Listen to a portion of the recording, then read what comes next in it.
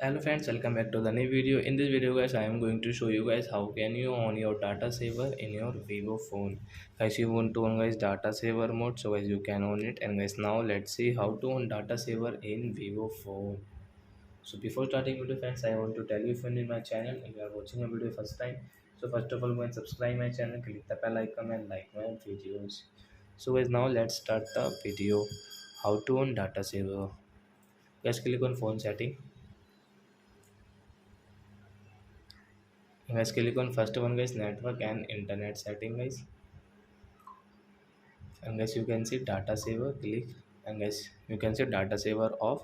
Then guys you can on from this right side, so while data saver will on in your Vivo phone. So I hope friends you have understood how to on data saver in Vivo phone. So that's it guys, thanks for watching my video. Now we will meet on next video with new topic. Before going, please go and like my video, subscribe my channel. Bye bye friends.